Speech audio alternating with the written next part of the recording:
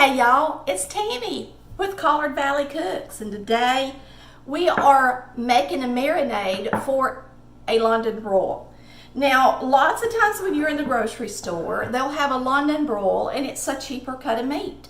And it looks like a roast that you can make in the crock pot for a cheaper price, and which it can be. I'm going to give you a tip. If you decide to use a London broil in a roast, like you would just be making another chuck roast or whatever kind of roast in a pot roast, make sure that you put a lot of meat tenderizer on it and let it marinate in the refrigerator overnight before you use it to make a roast with. Otherwise, it's going to be a really chewy cut of meat once you get it on the plate. Now today, I am not using this for a roast. We are going to be using this and grilling it. All right, so we're going to get started. I'm going to bring you a little bit closer and we're going to start mixing up this delicious marinade. All right, we're going to start with our rosemary and our garlic and our lemon. We're just going to get them already on here so that they'll be ready to use in our marinade. Because I live in a small area, we don't have a really good produce department, so lots of times the garlic that I get is not fresh. And so many times I do have to cut a couple of bad spots off of it before I get to use it. All right, that's ready for the press. All right, now we're just going to take off these sprigs of rosemary and we're going to mince them. Good. We're just going to dice this up. Just try to take the woody parts off there and then just dice it or mince it. And you're just going to have to go over it a lot.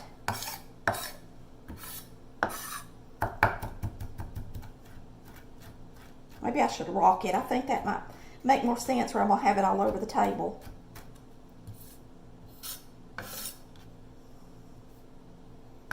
This is not a rocking chef knife. It's actually a dicer. But you can rock it nonetheless. These are Rata knives. I use all Rata knives. They're very affordable, very sharp. And you can buy the sharpener for nearly nothing and keep them sharp all the time. That looks good for our marinade. Perfect. Now we're going to slice our lemon. And now we've got all these fresh ingredients ready for our marinade. I'm going to use about a half cup of soy. Pouring it in. This is an 1/8 cup. I'm going to put almost the whole 1/8 cup, okay? For the red wine vinegar, we're going to use about an 1/8 cup of that.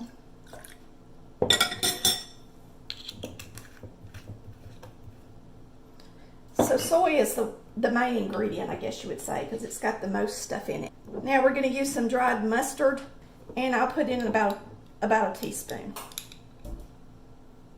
Let's add about an 1/8 cup of brown sugar to it too, y'all. We're going to add some pepper. Let's add a teaspoon of pepper. We're going to put in a couple of teaspoons of meat tenderizer, and that's salty too. All right, I'm just going to squeeze a lemon in there. It's not going to hurt for the seeds to be in there. Here's our garlic going in.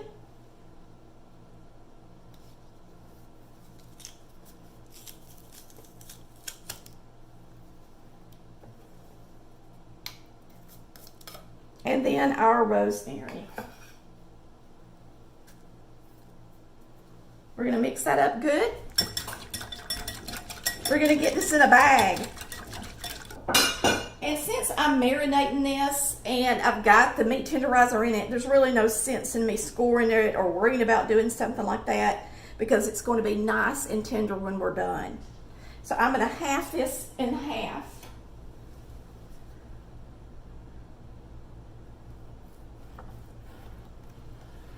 All right, we're going to pour our marinade in this bag. And we're going to put it in here.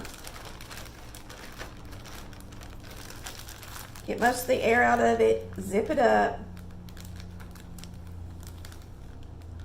I'm going to go rinse my hand off. I'm going to wipe the edge of the bag because I touched the steak. And now what we're going to do is lay it out on the counter for a second and just really kind of massage that down in there good. And then we're going to place this in the refrigerator, and we're going to let it sit in the refrigerator overnight in this marinade. And I'm actually going to let it kind of curl. I'm going to let it sit in that direction, and that way it's mostly covered in the marinade. All right, you can see our marinated steak, and it has been in there overnight and then a little bit longer because this is the evening we're making supper. We have a griddle on the stovetop heated up, and it is hot, okay? I don't want this to smoke too much. I've got to use my fan to do this because we are grilling this. We're going to grill it 2 minutes per side, and I'm going to time it. And so you're just going to be watching me because this is going to be fast. It's going to be smoky, and that's pretty much it. I am going to put a little oil on the outside of it just so that it don't stick to the pan too much.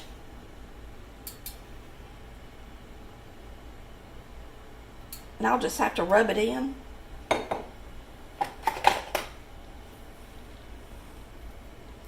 And I'm just mostly, like I said, doing that so that it doesn't completely stick to my pan. And then we'll go ahead and oil the other side while it's searing on this side. So you're really just getting a nice grill mark on it, 2 minutes per side.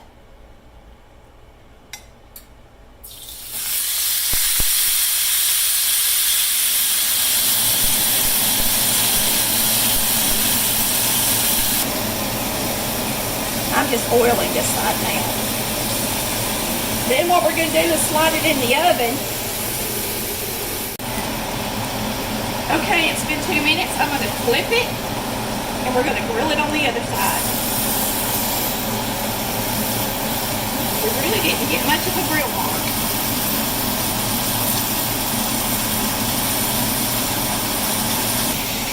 You can buy a cast iron grill for the top of the stove like this, and it may give it a better grill mark if you really want a grill mark, but a grill mark's not necessary for what we're doing. Now, if you're in some kind of contest, cooking contest, of course you'd want a grill mark on there, but we just got this pan today. We wanted to see how it would do, and I'm not that impressed with its grill mark. I think maybe we should have gotten the Lodge cast iron.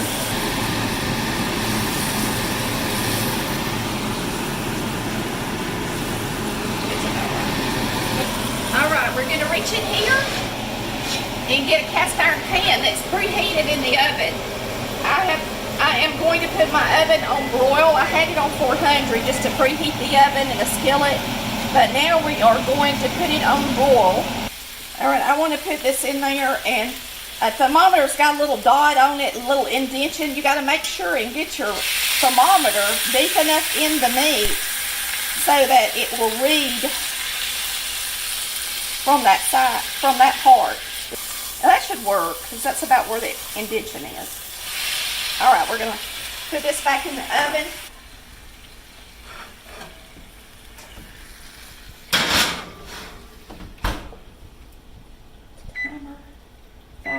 Timer.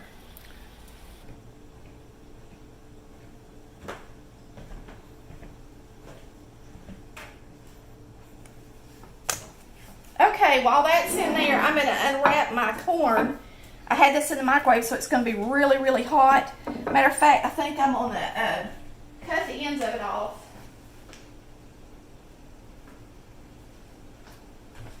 Right quick.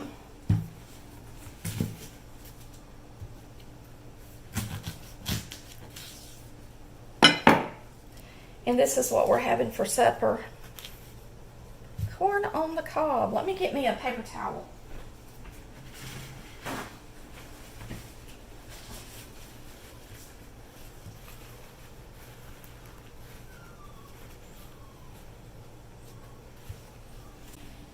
All right, I'm gonna have a little one and he's gonna have a bigger one. Well, this should be done. We'll turn off our broccoli. Should we go ahead and flip it? It's been Yes. almost 5 minutes. All right, we're going to pull this out. It has been 4.5 minutes, and we are going to flip it.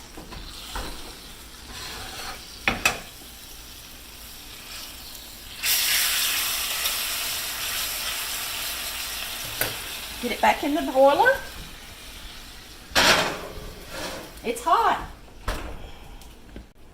And we got to get it off the skillet and let it rest a second before we carve it.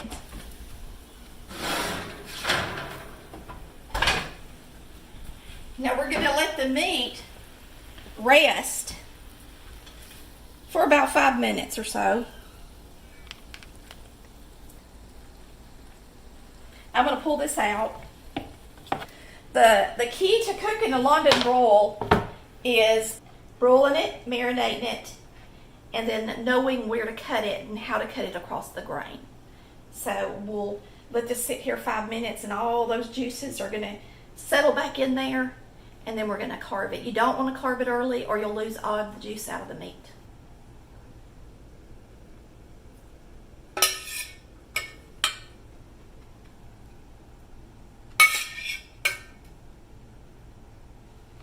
And we're just going to slice it at an angle against the grain in thin slices.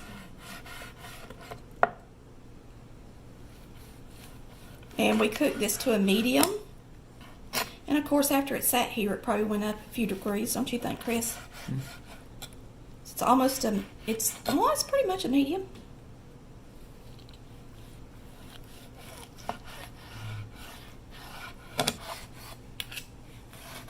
Okay. Looks pretty. So I'm going to get a few and lay on my plate.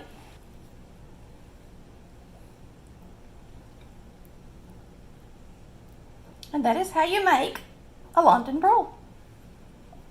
Let's give it a try. We got all that good stuff in the marinade. We'll see if it was worth all that trouble. Now, the good thing about this cut of meat is it's usually much cheaper to buy, and you can afford it when you might not can afford a rump roast or something like that.